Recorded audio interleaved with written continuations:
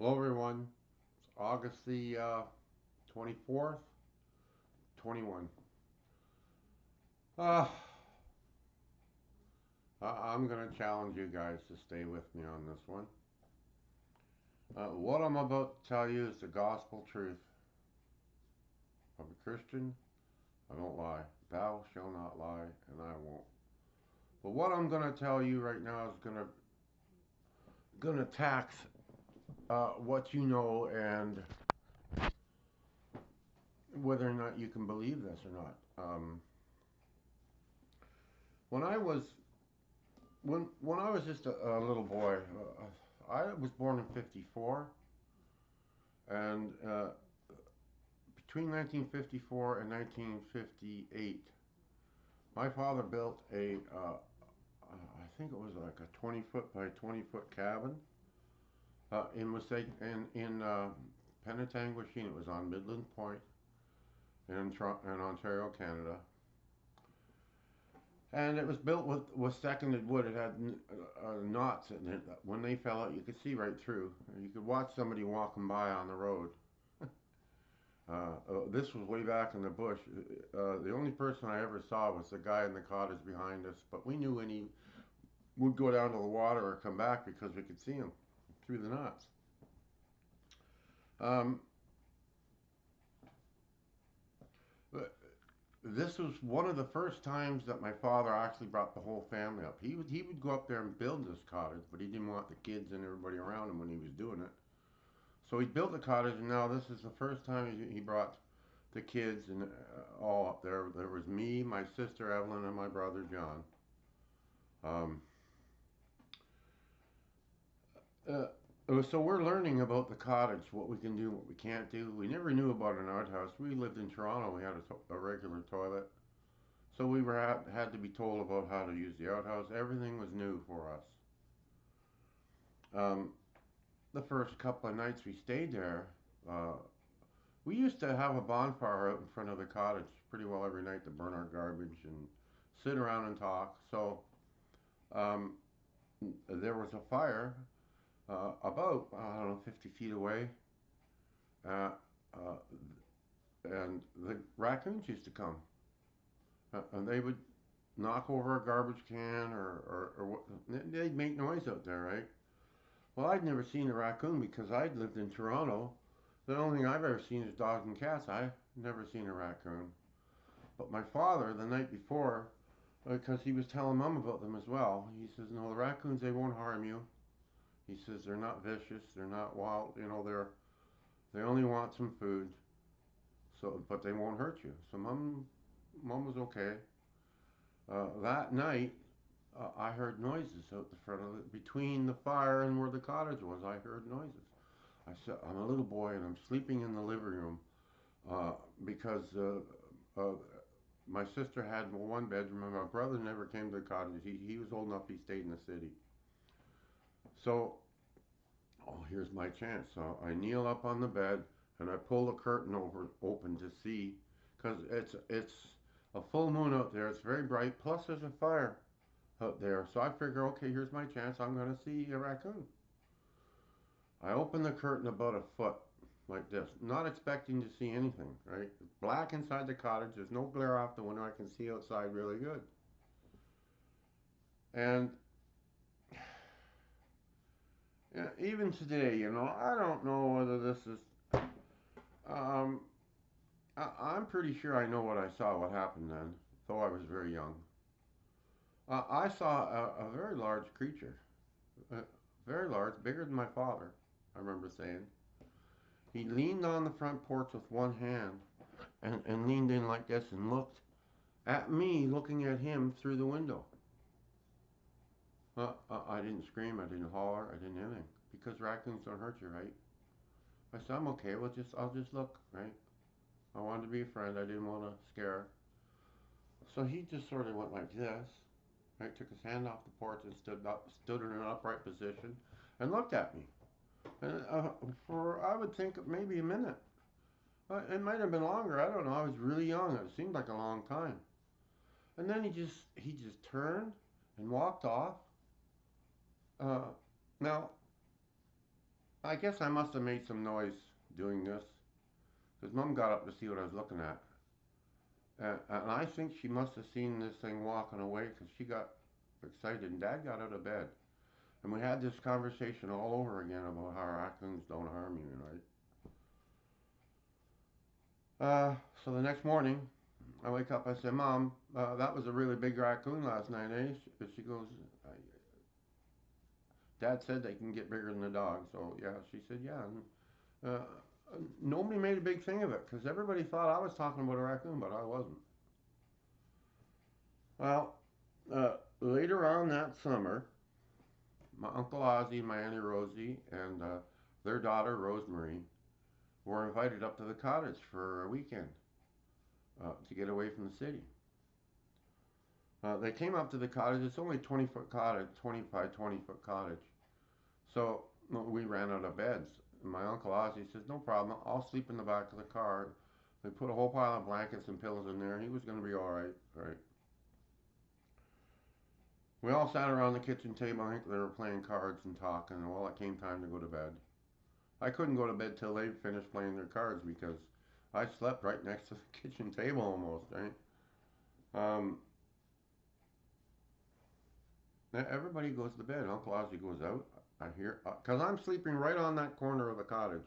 His car is no more than 6 feet from where I am, and there's holes in the wall. I can hear here, and if I want, I just look out of one of these holes and I can see, right? Everybody goes to bed. Everybody's sleeping. I don't know what time this was. This was in the middle of the night sometime, and I hear my Uncle Ozzie screaming.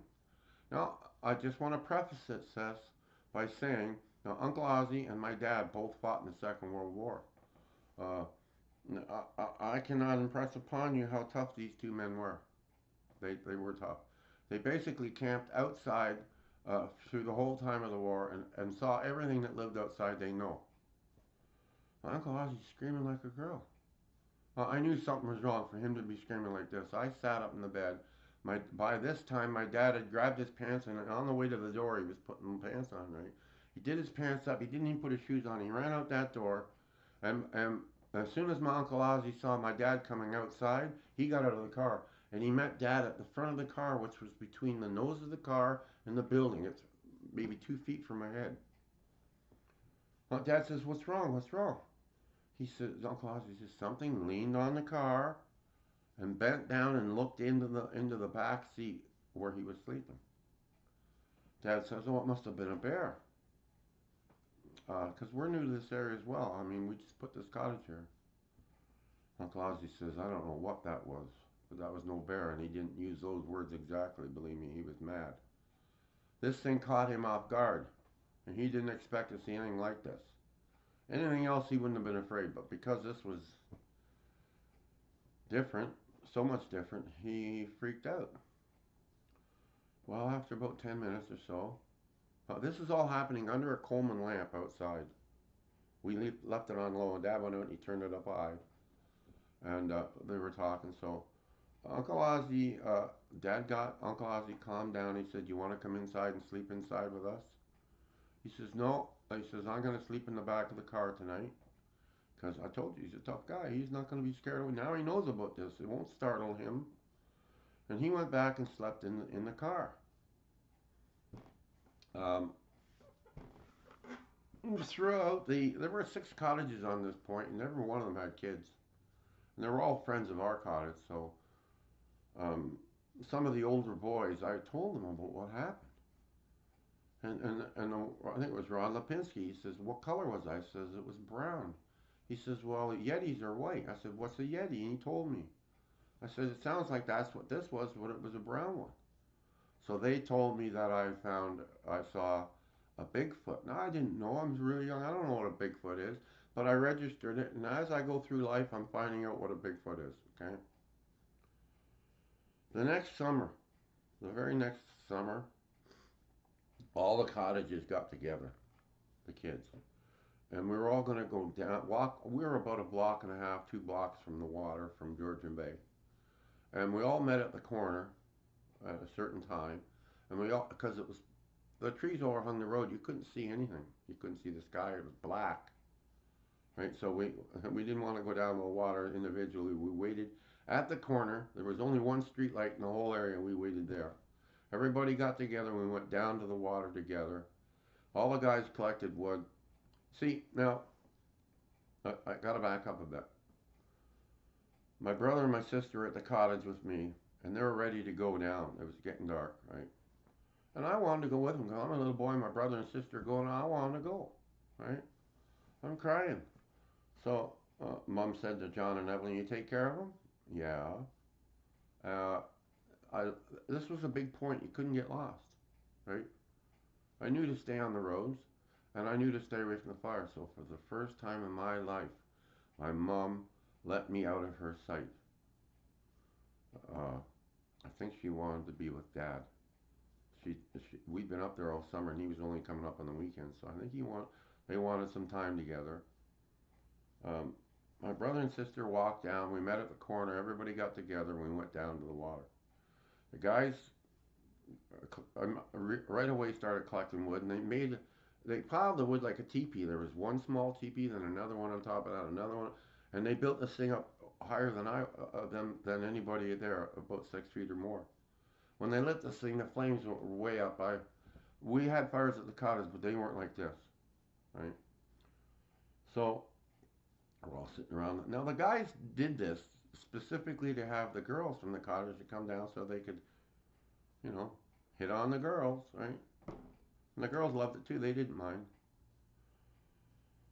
We're there for a little while, right? And Ron Lipinski says to my brother, "Do you gotta go pee?"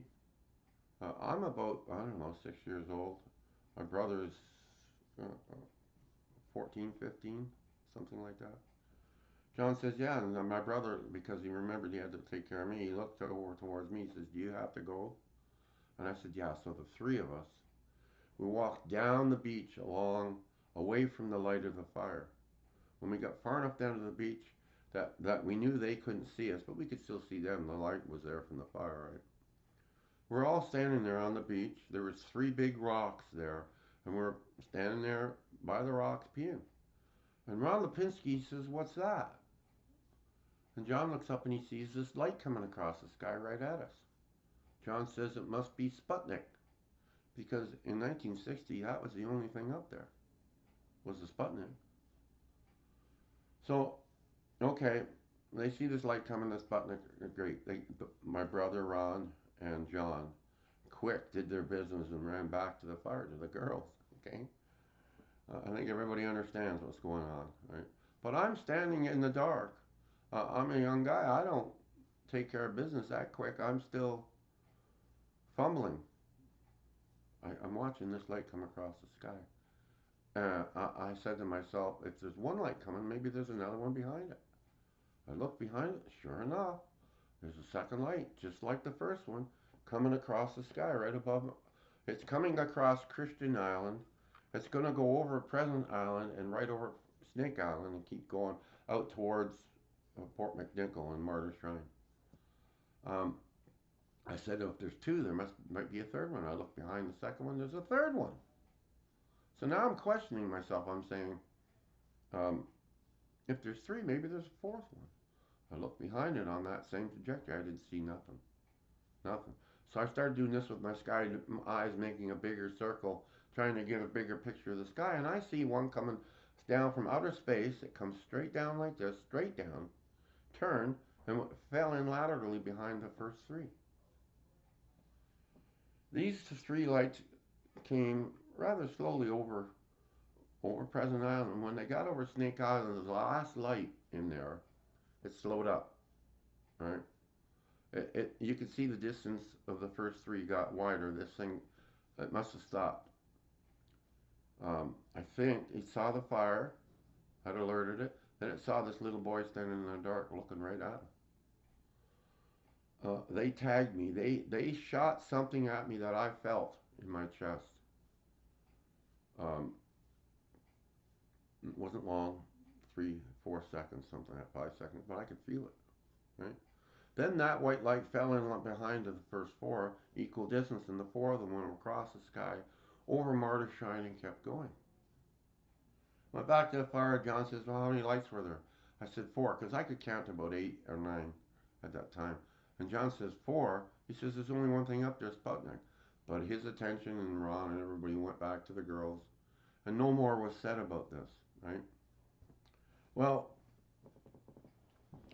uh, later that summer, but the kids are about to go back to school. We're back in Toronto, in our Toronto. I used to live at 107 Redwater Drive, Rexdale, Ontario.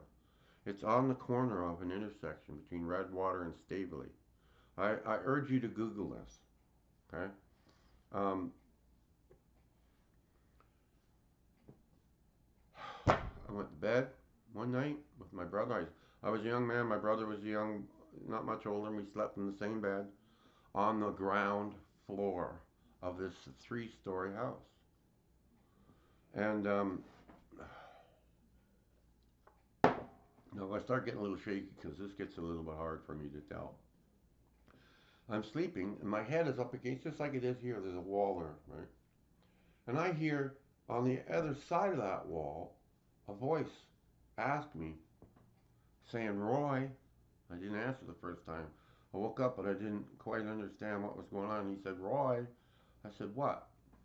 He says, this voice says, I'm awake now, I know this, right? Do you want to fly? No words, I don't hear it in my ears, see it in my head. I said, yeah, what do you mean, like Superman? Because that was what was on the TV back then, not aliens, Superman, right? I said, and the two of them giggled. There was two of them that giggled and said yes. Now, at that point, I knew there was two of them in the room with my brother and I. So the next thing I know, I go from like laterally sleeping up like this, and now I try to look at these beings. Every time I do, it's like a hand is on your head. Every time you want to look, your hand is pushing you back. You can't see. I tried several times to see these beings. I couldn't. One under each arm, and they take me right out to the front of the house. Now the bedroom that I was in was on the back side of the house, so they had to go through 3 walls and the outside wall, and they plunked, and I went right through these walls and landed on the front porch. Um, okay, so I'm standing on the front porch. I'm still trying to look at these guys, and I can't. And they said, okay, Roy, just go. I said, what do you mean, just jump? Because I'm 3 feet off the ground, and I know I can jump down. I'm on the porch. I'm not on the roof. I'm on the porch. um, I jumped off, and I didn't fall. I'm 3.5 feet off the ground, and I'm not going like this. You know how you're out of balance and your arms are flaming trying to gain your balance? I wasn't out of balance. I was totally stable.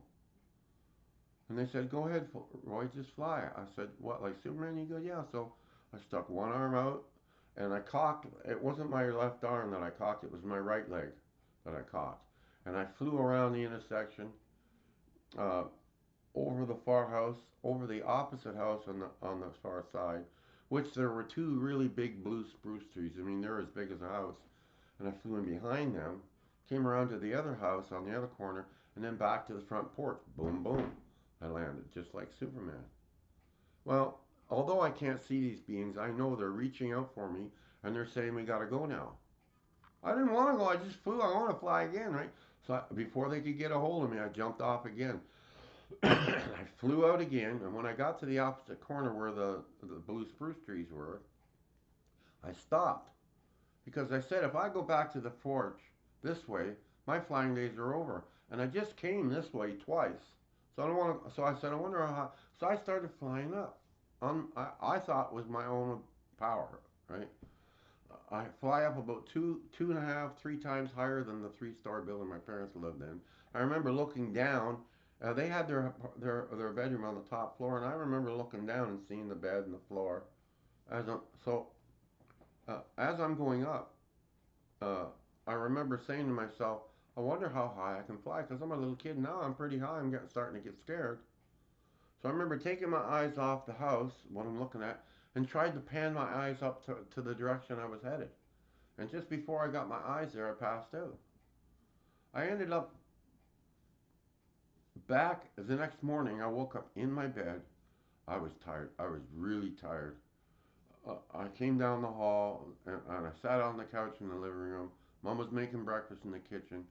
She could see I was like tired, not. She says, "You not feeling well?" I said, "No." And I told her what happened last night, and she was just like this, right? Now, I think she believed me, but what could she do about it? I mean, there was no point making a big deal of it. There's nothing could be done, right? So I think to protect the little boy, she just sort of put that aside, right? Well, don't forget, I've been tagged. And these beings can find me anytime they want. I think they can only find me. They don't know what I'm doing or anything. This is just for a location. So, uh,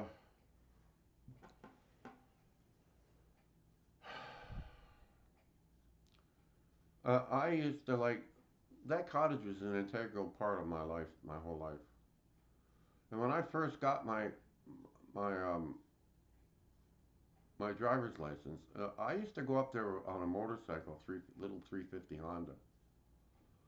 But I couldn't bring anything with me, and it was a rough ride to go up there on that bike. So I waited till I got my car, which wasn't long after. And one of the first times I went to the cottage, because I didn't know anybody up there, and I hadn't made friends yet, and it was just me. Right?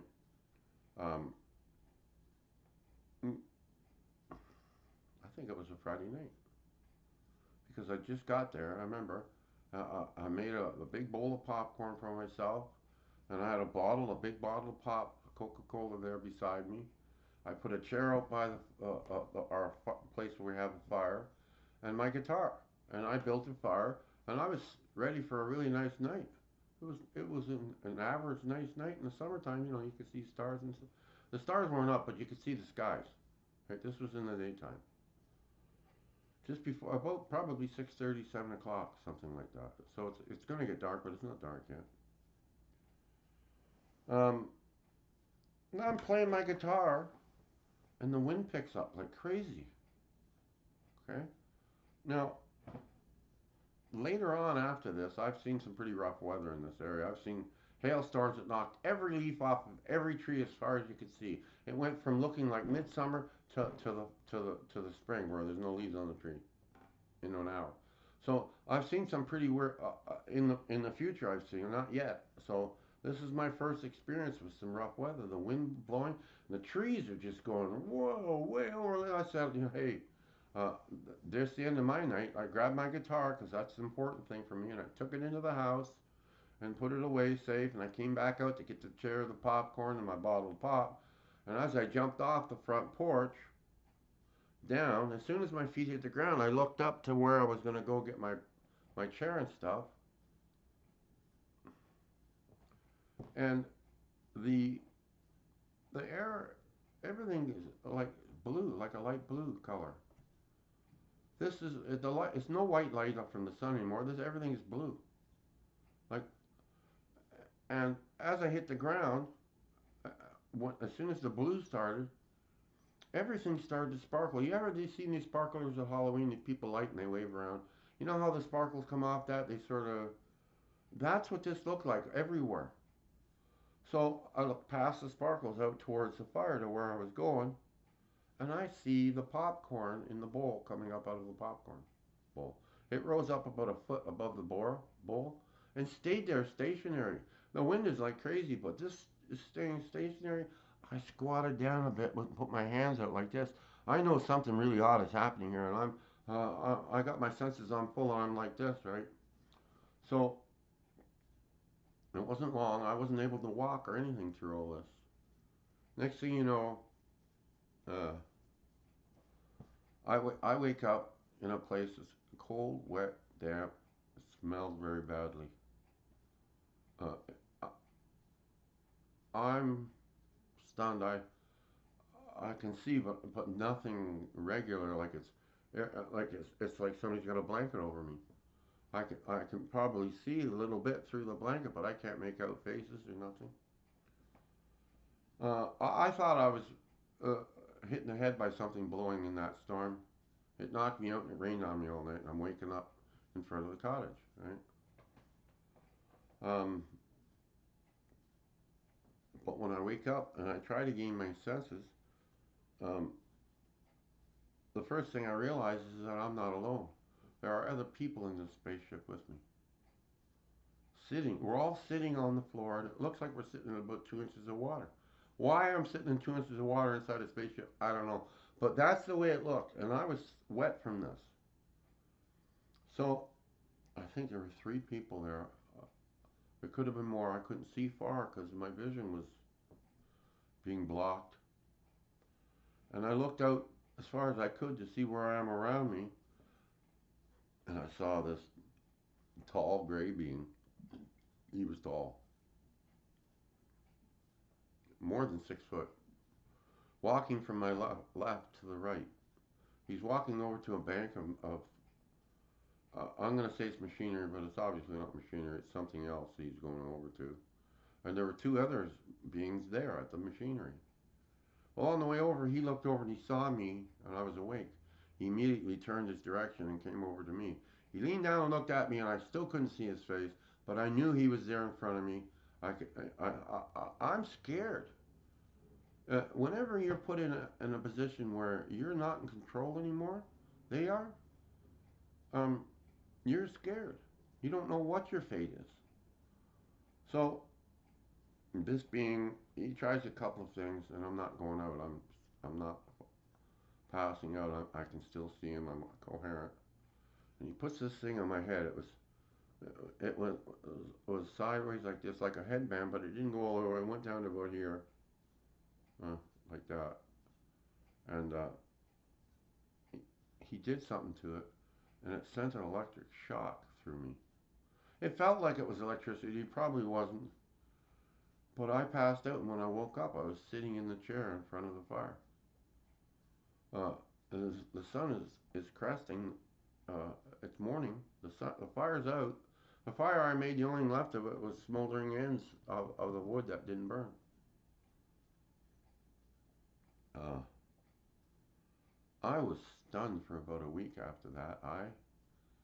This was the first encounter that I've had, and I didn't know even what to think about this. So I went back down to the city. I went back to work for about a month. No, it wasn't a month. It was 2 weeks. I went back up north. I went back up north again, uh, and I'm sitting in the chair thinking about all this has happened. And I went through that whole weekend just thinking I wasn't lonely, trying to explain what happened to me, and I couldn't. So I put this thing out of my mind. Things aren't happening anymore as far as I know, and I put this thing out of my mind, right? Well, I had a 1964 Chevy 2 327. I fixed it up. It was probably only about 285 horse, but I got another 15 horse. I'm around 300 horse on this. And I went to the cottage again. Uh, well, I met some friends that I would invite out to the cottage at the Diana restaurant in Midland. But this time they weren't there. It was just me. So Saturday morning, I get back in my deuce, and I start to go towards Midland, Ontario, to go to the restaurant, the Diana restaurant. I like their food there. Uh, there was about 3 miles of dirt road between my cottage and the pavement, and on that part, I just let my engine warm up. I was groggy from sleeping and everything. I didn't want to, drive nuts. But when I got to the paved part of that road, at that time it was a freshly paved road. You come off the dirt road, you turn right, and now you're on the paved road.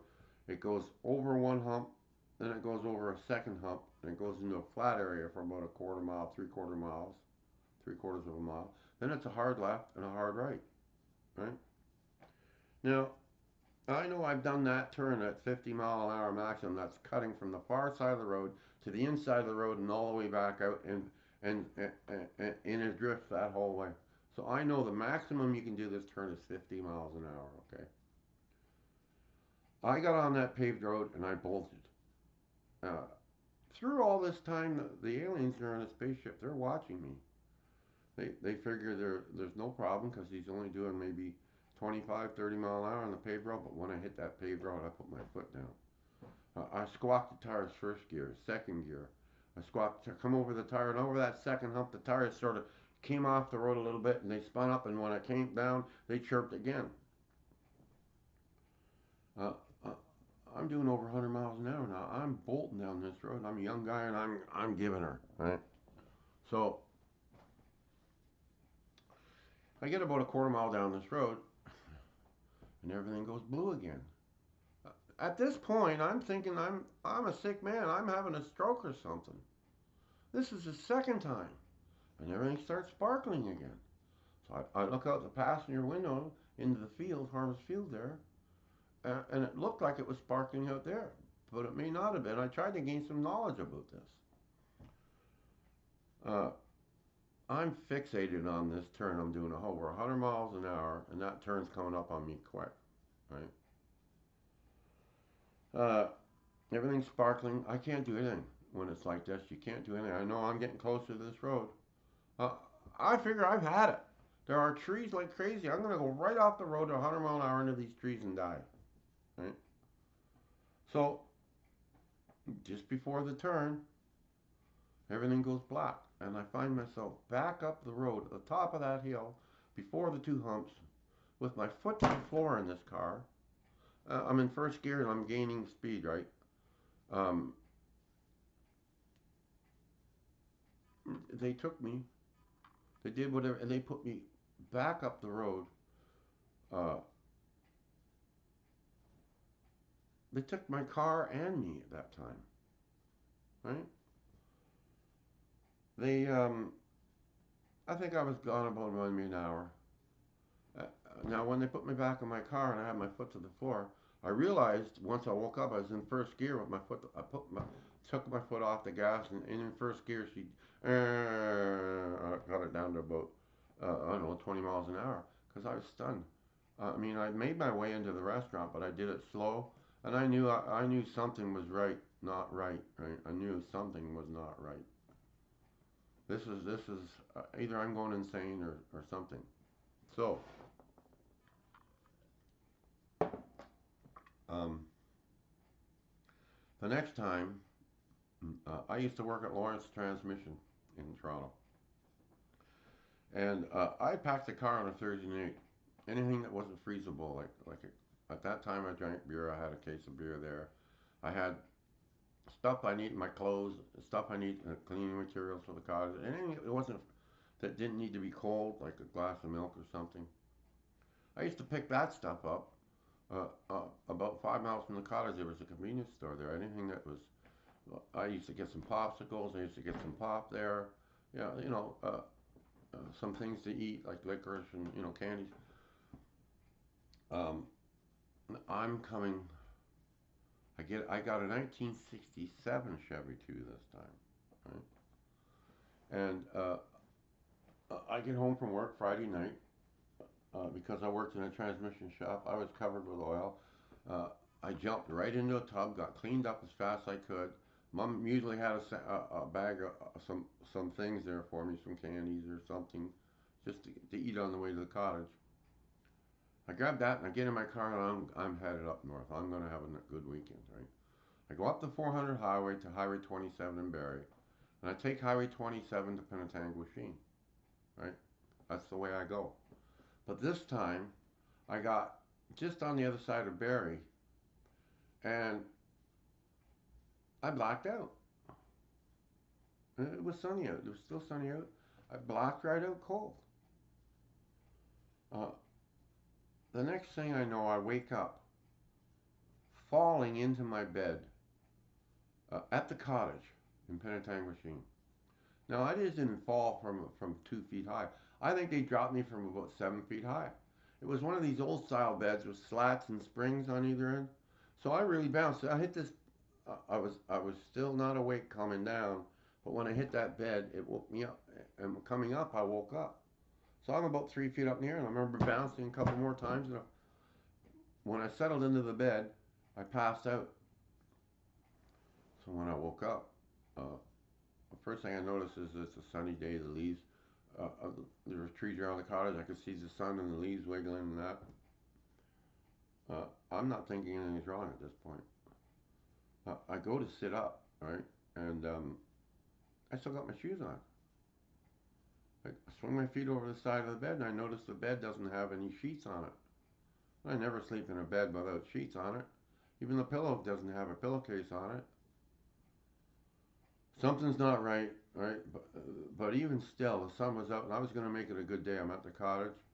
I stood up and I walked into the living room area. And the first thing that caught my mind was is the clock isn't ticking. I haven't heard the refrigerator go off because it made a real bad noise when it came on. So, hey, the cottage is dead silent. This is when everything became surreal. Because now I'm thinking back of all the odd things. How did I get here? All this stuff, right? Uh, I opened the fridge because I figured maybe I put the food in there, didn't turn the power on, something. I don't know. Nothing's in the fridge. At this point, I'm saying to myself, I gotta go to the washroom really bad. Now we're out in the bush, so all I do is I walk out to the front porch and I stand off the front porch and I go pee. I'm standing there going pee, and I look right in front of me where there was a driveway. No, no car there. I'm looking for my car, right? Because I'm looking for the stuff that I put in the car. So there's another driveway beside the cottage. So I finish peeing and I look, go around the corner, look, no car. I'm going, what? I said, I'm 100 miles away from home. I'm at least 10 miles from the town, and I got no car. Something's not right here. This really woke me up. This really woke me up. So that cottage is on an intersection of three roads. I go out to the intersection because I can't find my car, and I'm looking down each road to see if I can see my car. And down the main road, uh, I see just a little bit of the back left corner of my car. The whole car is pulled right off into the trees. There's no path there. It's just pulled right off into the trees. So okay, so I walk down the street to my car, and I notice the driver's window's open, and the keys are in the ignition. And the first thought that came to me is, if my keys are there, how did I get into the cottage? The cottage is locked up tight. How did I get in there? My wallet was on the front seat. The stuff that I was bringing up from the city was still in the back seat. And so at this time, I'm saying, I'm hungry. Uh, the driver's door was open, but it wasn't open enough to let the dome light come on. So I'm saying to myself, my battery's probably dead. I'm really in trouble now because I'm out in the bush and my battery's dead, right? I get in the car, turn the key, and the thing started. Big relief, right? So I drove into town. I'm still groggy. I feel like somebody's punched me out, right? I'm really not there. I go to the diner restaurant and I sit down, and Wendy Bates, who used to work there, she's a waitress. She comes over to take my order. She says, "Where have you been the last 2 days?" I said, 2 days? Because I'm still stunned, right? She goes, "Yeah, this is Sunday." The last time I thought it was Friday night. So from Friday night to Sunday at about 11 o'clock in the morning, I've got missing time, a lot of it, right? She says, the whole gang came out to the cottage Friday night, and you weren't there. We had a great time without you. You know, she's making fun of me. She was making fun of me, but she was actually mad that I didn't show and I didn't tell them I wasn't coming. Because every time I wasn't coming, I told them the week before I won't be here next week, right? So, I ate 2 meals that morning. I ate 2 breakfasts. And Wendy couldn't believe that either, because I normally eat one and leave, right? I ordered the second one. Went back to the cottage, locked it all up, and came back to the city. And I don't feel well through this whole thing, right? Really badly. So, in retrospect, I've had a lot of years to think about that episode, right? They took me on Highway 27 highway just on the other side of Barrie, Ontario. They took me and my car. They put my car Friday night in the bush. They couldn't put my car at the cottage Friday night because all the people coming out there would see my car, know Roy, and they would sound the alarm. They would. So they put my car down where I could find it, but they wouldn't. And they put me in that bed Sunday morning. I was still in the spaceship from Friday night to Sunday morning. So, um, Yeah, they took me out of a moving car. They kept me for like a day and a half, and they put me back. They didn't even. If this is the same aliens that put me back in my bed when I was a young man, that, then they've had a change of attitude. I think it was a different aliens. They didn't care about me. They dropped me from 6 or 7 feet high. Like, so I'm thinking either they were going to be spotted by an airplane or something, or I fought them or something, got them mad because they just threw me down on the bed. Right? It wasn't a nice thing. Now, I've had repeated episodes from aliens my whole life. Um, I've been through it. Believe me. I have post-traumatic stress syndrome that I'm just now getting over with this. And the way I got over this is I started going to church. I got baptized, and since then I haven't had an episode. Right? Um,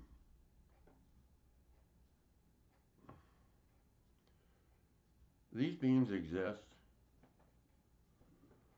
Nothing you do is going to stop them from taking you. Nothing. They'll take you out of a fast-moving car. And one time I was doing over 100 miles an hour, and they still took me. So I've seen them monitoring me with orbs. And you can tell it's an orb, not a weather balloon. A weather balloon will distort, just if there's no wind, just the air pressure. More on one side, it'll just squish that balloon and bring it out. And if there's any wind at all, that balloon's gone, right? Well, what I've been seeing is like a chrome steel round ball. And if it's under the clouds and on a gray day, it's going to reflect gray. So when I saw it, it looked gray, but it was probably chrome in retrospect. Uh, I was in a park watching the planes for Toronto International Airport. I was on the approach. They came so close to the Centennial Hill, it was really something. So I bought a six-pack up here and went down to the park, and I'm watching this.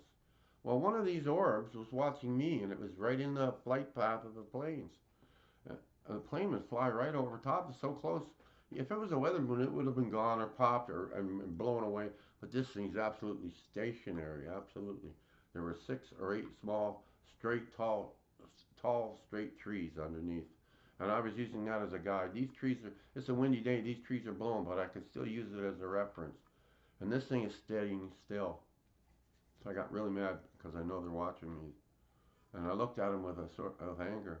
And as soon as I did that, it started moving off to my left. And the further away it got from me, the faster it moved. Till it was, I could see it was just going like crazy in an absolute straight line. And you tell me weather balloons do this. These people, they tag me so they can find me, but they send the probes down to find out what I'm doing, how I'm doing it, or whatever. I've seen them multiple times throughout my life. And I say this to you guys because I think that these beings, not just the ones that took me, but any highly intelligent being, and there's multitudes of them coming here, right? Um, these people have a beam that when they beam you, I say it's a beam. I'm using the analogy of like a flashlight beam. No, I never see it in nothing, but I know it happens to me. That when they hit you with this thing, all you want to do is forget what you saw and go back to what you were doing. If you were driving down the road and saw a spaceship and they beamed you, you'd quickly forget about the spaceship and just worry about your destination and keep going. They do this with people. So a lot of people see things and they don't remember them, right? So you can fight that. You have to really concentrate and know that you're in a hardball game, not a softball game, or you're not going to win, right? So you have to know that this is happening. Um,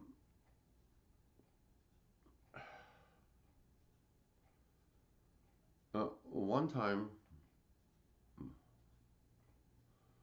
one time I was taken, and I was on the wet floor again, and they're walking around me, these beings. So I saw my opening because I wasn't out cold, right? I was still coherent, and I asked them. I said, "What are you doing here?"